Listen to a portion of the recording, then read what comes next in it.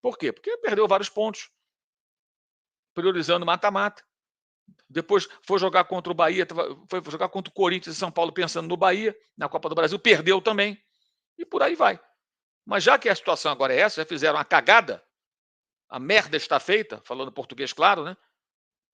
Então, para limpar minimamente toda essa caganeira, toda essa lambança, o jeito é tentar ganhar o que é possível, que é a Copa do Brasil. E aí tem que ver qual a condição que o técnico atual tem de seguir em frente. Porque quando há um grande desânimo, quando há desmobilização, quando todos estão abatidos, não tem jeito. E o técnico é o líder. Então tem que haver uma avaliação correta, séria ali dentro. Vamos ver o que vai acontecer. Né? Como é que eles vão resolver isso? Agora, eles criaram a situação. O Flamengo não poderia jamais deixar de lado o brasileiro. Você ser eliminado da Libertadores e aí brigando pelo título brasileiro, aí você tem um atenuante. Opa, peraí, mas estamos na briga pelo título nacional, o mais importante do país. Até porque na Libertadores, mesmo que o Flamengo fizesse essa campanha impecável, poderia, numa noite infeliz, ser eliminado. Poderia ser eliminado. Acontece, essas coisas ocorrem. Ou poderia passar pelo Peñarol e ser eliminado pelo Botafogo. Seria perfeitamente óbvio, normal, porque o Botafogo tem uma boa equipe, ganhou 2 vezes do Flamengo no campeonato. O time reserva, 4-1, goleada, com o Tite fazendo péssimas mudanças táticas no segundo tempo, é verdade, mas ganhou também do time titular do Maracanã. Venceu por 2-0. Então poderia ser eliminado pelo Botafogo, não adiantaria nada todo esse esforço. Fazer melhor campanha, tudo, nada iria adiantar. Mas você tem que estar ali firme no brasileiro, com esse investimento, com esse elenco. Lembrem que o Flamengo, durante a Copa América, havia uma preocupação enorme e o time conseguiu se manter na briga ali perto dos líderes. Chegou a liderar, depois teve 2 tropeços em casa, uma derrota para o Fortaleza, um empate com o Cuiabá. O time muito desgastado. Ali a CBF, com seu calendário, ferrou o Flamengo com a Copa América disputada durante o e-mail ao Campeonato Brasileiro, tudo junto. Mas os reservas, o time que ficou, honrou a camisa. O Tite trabalhou bem naquele momento. Conseguiu montar uma equipe que competia, que brigava, que lutava e que empolgava o torcedor, diga-se de passagem. Mas aí depois disso desandou, porque virou a Copa do Brasil. Só pensou em Copa do Brasil. Né? E os jogos contra o Peñarol foram vergonhosos. Exceção para mim foi o primeiro tempo em Montevidéu, que foi um primeiro tempo de uma estratégia correta, mas faltou o quê? A finalização. O time que não chuta. E isso acontece a vários técnicos, gente. O time que não chuta.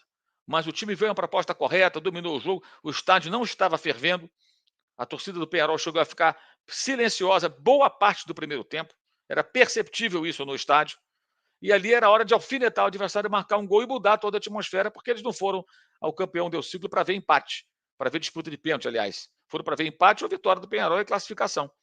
Então o Flamengo foi incompetente. A estratégia correta, a execução boa, até o que? O acabamento. O acabamento é fazer o gol. E não fizeram porque não chutam, não finalizam, tem que esperar uma condição excepcional para arrematar. E outra coisa, colocou o Gabriel no jogo passado, ele jogou do começo do segundo tempo, né? Entrou com 10 minutos, 15 minutos, até o final, perdeu uma chance no fim, hoje entrou e nada acrescentou. Até quando o Flamengo vai ficar esperando a ressurreição do personagem Gabigol? Até quando também? Né? Tem isso também. E parece que coloca o jogador em campo para mostrar que deu chance para ele e tal. Tem que dar chance para quem está merecendo. Né? Quem não está merecendo não tem que ter chance nenhuma, tem que ficar no banco mesmo. Mas enfim. Pois é, galera. A galera vai chegando aqui, audiência muito boa. Temos aqui em todas as plataformas mais de 13 mil pessoas conosco nesse momento. Estamos ao vivo no youtube.com.br Mauro César, também no Facebook, também no Instagram, na Twitch. Né? E seguimos então aqui com o apoio do SofaScore, né? O nosso patrocinador, o SofaScore, aplicativo que você tem que fazer o download, não dá para ficar sem SofaScore. Vamos mostrar aqui a classificação do campeonato do SofaScore? Vamos ver como é que ficou agora? Deixa eu colocar na agulha aqui prontinho, para a gente poder encher a tela com a classificação do Campeonato Brasileiro. Vamos lá, só um minutinho, galera, que eu vou compartilhar aqui a tela com vocês aqui. Muito bem. Tá aí. Tá aí a classificação do campeonato no SofaScore. O Botafogo lidera com 57 pontos, 28 jogos. Mesmo número de partidas do Palmeiras tem um ponto a menos, 56. Mesmo número de partidas do Fortaleza tem 55. Isso significa que se o Fortaleza vence um jogo, Botafogo perde, o Palmeiras empata ou perde, o Fortaleza vira líder. O Fortaleza está na briga, gente. muita gente não acredita e tal. Olha, são 28 rodadas, faltam 10. E o Fortaleza está ali, está na cola do líder, na cola do vice-líder. O Flamengo tem 48 pontos, um jogo a menos. Se vencer esse jogo atrasado, que é contra o Internacional, vai a 51, não é isso? Você vê, 51 ainda fica 3 pontos atrás do Fortaleza e 6 atrás do líder, não é isso? Se vencer o jogo atrasado. É muita coisa, né? É muita coisa. Tivesse aí pontuado nesses jogos em que andou vacilando, poderia pelo menos estar no bolo ali, né? Tantos pontos perdidos tolamente, né?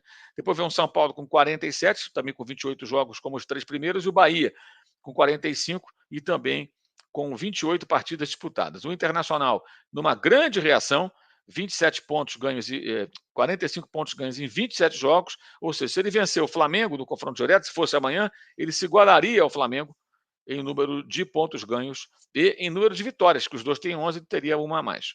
Depois vem o Cruzeiro com 28 partidas e 43 pontos. Aí tem um pulo ali, lá embaixo, né? Uma diferença grande, 27 jogos do Vasco e 36 pontos, que é a pontuação do Atlético, com 26 jogos apenas, 2 atrasados. O Red Bull Bragantino tem 28 jogos e 33 pontos. Juventude, idem.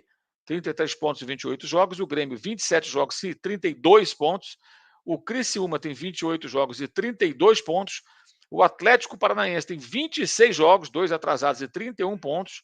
Mas já está começando a correr perigo. Vitória, que hoje foi derrotado pelo Internacional, 28 jogos e 28 pontos, igual ao Corinthians, mas fica à frente do número de vitórias, né? O Vitória venceu mais do que o Corinthians, por isso o Corinthians segue na zona do rebaixamento com a derrota para o São Paulo em Brasília por 3-1.